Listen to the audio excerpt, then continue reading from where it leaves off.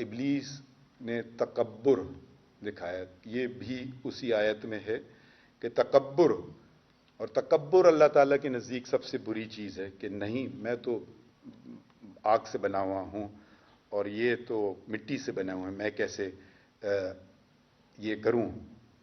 تکبر کا جو گناہ ہے وہ اتنا بڑا ہے کہ جیسے کہ اگر اونٹ ایک سوئی کے اس کے منہ سے جائے، اور یہ میں نہیں کہہ رہا ہوں، یہ قرآن شریف میں ہے اس کا ذکر، سورہ الاعراف کی 40ویں آیت۔ اللہ تعالیٰ نے ہمیں ایک لقب دیا ہے،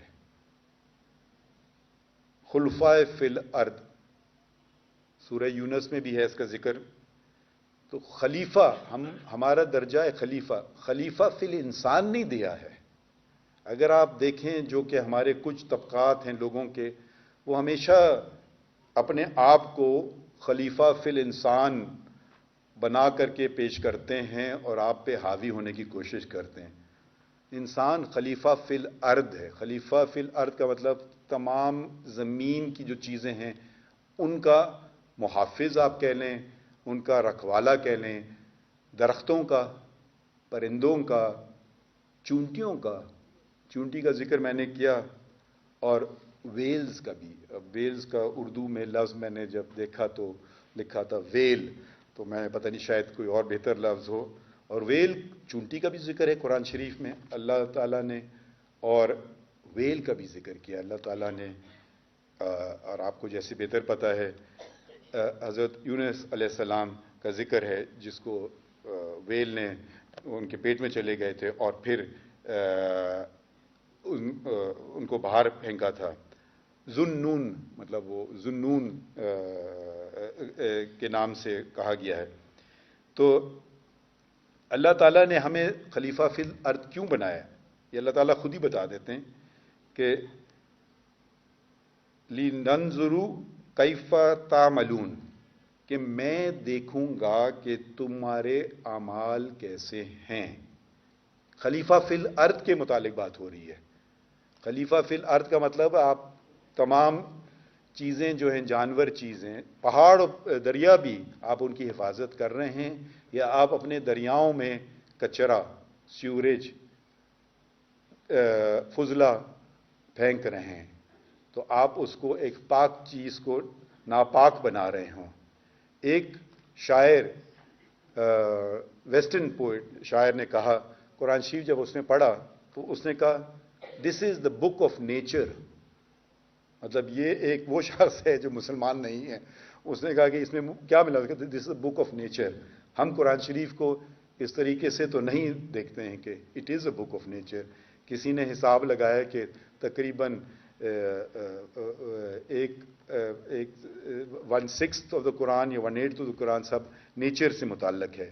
قرآن شریف کی آیتیں کے نام چیزوں پہ، مخلوق چھوٹی اللہ تعالیٰ کی مخلوق پہ ہیں۔ چونٹی، اللہ تعالیٰ، ہم قسم کھاتے ہیں اللہ تعالیٰ کی، اللہ تعالیٰ کس کی قسم کھاتا ہے؟ التین والزیتون، مطلب آپ سوچئے تو اللہ تعالیٰ کس چیز کی کیا قدر کر رہے ہیں جس کی ہم قدر نہیں کر رہے ہیں۔ اور یہ ہمیں ایک سبق دیا جا رہا ہے قرآن شریف میں کہ آپ ان چیزوں کی قدر کریں۔ اب بہت سارے جو جانور ہیں، پرندے ہیں، وہ ہمارے آہستہ آہستہ ختم ہو جا رہے ہیں ہمارے ہاتھوں سے۔ میں آپ کو 1-2-3 مثال دوں گا اور میں تو دنگ رہ جاتا ہوں یہ باتیں معلومات کر کے۔ اب دنیا میں ایک پرندہ ہے جس کا نام ہے بار، اب ہم لوگ پرندوں کو نام بھی نہیں دیتے ہیں، ناموں سے ذرا میں پہلے ذکر کر چکوں کہ نام دینا بھی کتنا اہم ہوتا ہے۔ رسول اللہ صلی اللہ علیہ وسلم کے پاس تو آپ سب جانتے ہیں قصوہ، جس کی وجہ سے جس نے یہ تعین کیا کہ وہ پہلی مسجد کہاں بنے گی اور ان کی وہ رہائش کہاں فرمائیں گے، تو انہوں نے نہیں تعین کیا، اونٹنی نے تعین کیا۔ ایک تو قصوہ تھی، ان کے پاس اور بھی اونٹ جب تھے، ایک کا نام تھا جدہ، ایک اور کا نام تھا ادبا۔ ان کے پاس جو ایک وقت میں گدھا بھی تھا، یافور۔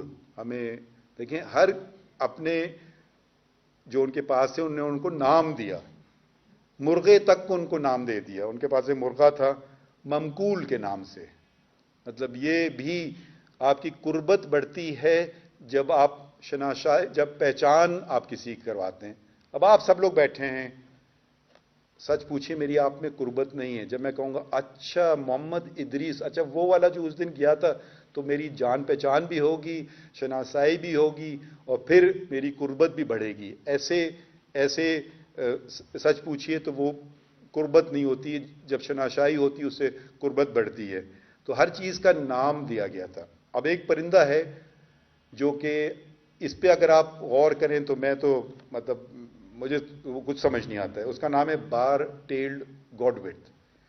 یہ ایک چھوٹا سا پرندہ ہے، اور اس کی کیا خصوصیت ہے، اب ٹیکنالوجی اتنی بڑھ گئی ہے کہ سیٹلائٹ کا ایک ٹیگ لگایا ہے اس پرندے پہ، اور یہ پرندہ اڑا الاسکا سے لے کر کے تسمینیا جو آسٹریلیا کا ایک حصہ ہے.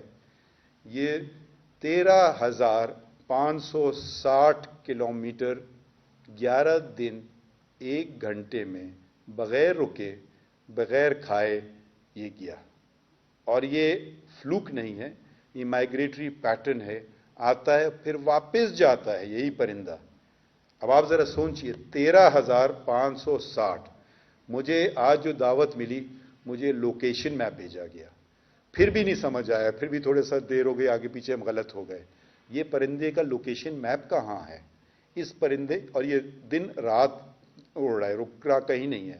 اور اس پرندے میں وہ کیا ہوتے ہیں، ویب فیٹ نہیں ہے جیسے کہ بطخوں میں ہوتے ہیں کہ وہ پانی میں لینڈ کر سکے، کیونکہ زیادہ تر راستہ پانی کا ہے. تو اگر یہ پانی میں اترے گا تو ڈوب جائے گا. تو انہوں نے سیٹلائٹ انہیں دیکھا کہ یہ چلتا ہے، کہیں نہیں رکا، کوئی خوراک نہیں لی، اور اڑتا اڑتا اڑتا 13,580 ایک طرف کا راستہ، اور پھر یہ واپسی کا راستہ بھی ہے. اس سے بھی زیادہ جو راستہ طے کرتا ہے پرندہ، مگر وہ رک رک کے کرتا کھاتا بھی ہے، وہ آرٹک ٹرن ہے، جو کہ کہتے ہیں کہ آرٹک سرکل سے جا کر کے انٹارکٹیکا تک 50,000 کلومیٹر. تو آپ یہ ذرا اندازہ لگائیے، اگر زیادہ سے زیادہ ہم امریکہ تک چلے جاتے ہیں تو وہ کوئی میرے خیال میں 16-15 ہزار کلومیٹر ہیں، اور 16 گھنٹے ایک ہوائی جہاز میں. اور اس کے متعلق بھی اسی لیے ہمارے پیغمبر نے چڑیا کا، آپ کو بچے کا واقعہ ہے کہ کسی صحابی نے لیا اور نے کہا واپس کرو، فوراً واپس کرو، کیونکہ اس کی ماں اس کو ڈھونڈ رہی ہوگی. تو یہ دیکھیے جانوروں سے رشتے کا مطلب ہے اللہ کی مخلوق سے رشتہ، کیونکہ یہ سب دعا گو ہیں. ترکیہ کا میں نے ذکر کیا، and I will just switch again to English for the benefit of His Excellency. One word which I love in the Turkish, phrase I love in the Turkish language is how they address a pregnant woman. Iki janla. I don't know if my pronunciation is correct. A person with two souls. Iki janla. It is so beautiful to address ایک حاملہ خاتون, a pregnant woman, as Iki Janla. So I thought that was a remarkable way to address a human being and a pregnant woman. جانوروں کی بات ہو رہی تھی. دلدل ان کا ایک خچر تھا, فضا, ایلیا. دلدل تو آپ کو شاید پھر انہوں نے بعد میں حضرت علی کو وہ تحفے میں دیا, اور حضرت علی سے کسی نے پوچھا کہ آپ گھوڑے پہ کیوں نہیں سواری کرتے ہیں جب جنگ میں جاتے ہیں, آپ خچر پہ کیوں جاتے ہیں؟ تو انہوں نے کہا کیونکہ گھوڑا تیز بھاگتا ہے, تو وہ اتنا تیز نہیں بھاگتا ہے خچر. تو انہوں نے کہا میں جب جنگ کے میدان میں اتر جاتا ہوں تو میں وہاں سے بھاگتا نہیں ہوں, تو مجھے گھوڑے کی ضرورت نہیں ہے. اور جب میرے مخالفین یا دشمن میدان جنگ چھوڑ کے بھاگ جاتے ہیں, میں ان کا پیچھا نہیں کرتا ہوں کہ میں ان کو پیٹھ سے وار نہیں کرنا چاہتا ہوں.